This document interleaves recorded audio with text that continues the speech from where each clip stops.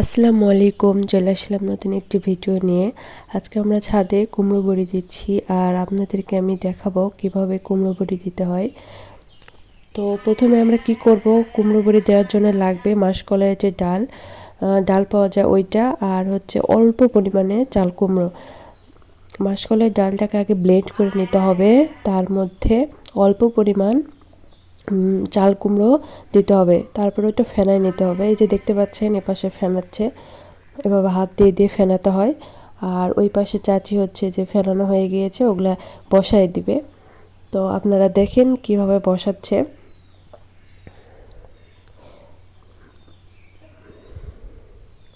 এই যে দেখুন চাচি বসায় দিচ্ছে, এভাবে এভাবে পুরো চালিটাতে এভাবে বসায় দিবে। তারপরে এটা ভালো মতো একটা জায়গায়, মানে রোদ লাগে, সেখানে আমরা রেখে দেবো এটা। তারপরে শুকিয়ে যাওয়ার পরে আমরা এখান থেকে এগুলো তুলে নেব। 2-3 দিন রোদ দিতে হয়, তারপরে এগুলো উঠায় নেওয়া যাবে। দেখুন কি সুন্দর করে গোল গোল করে দিচ্ছে চাচি। তো আমাদের গ্রামে সবাই দেয় এরকমভাবে কুমড়ো বড়িগুলো, বেশ খেতে মজাও লাগে।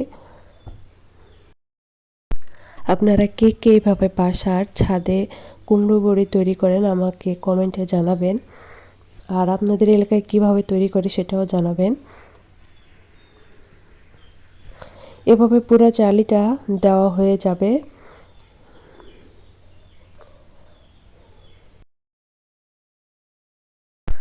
আর এটি তৈরির জন্য কুমড়ো যেটা আছে ওটা অল্প পরিমাণ দিতে হবে, মানে বেশি দিলে টক হয়ে যাবে, তখন খাওয়া যায় না, খেতে ভালো লাগে না। এই যে দেখুন আমাদের দেওয়া শেষ হয়ে গিয়েছে, সবগুলো চালিতে আমরা দিয়ে দিয়েছি। রোদ লাগাবো ভালো করে, কয়েকদিন রোদে দিতে হবে, 3-4 দিন। তো আজকে পর্যন্তই, সবাই ভালো থাকবেন, আল্লাহ হাফেজ।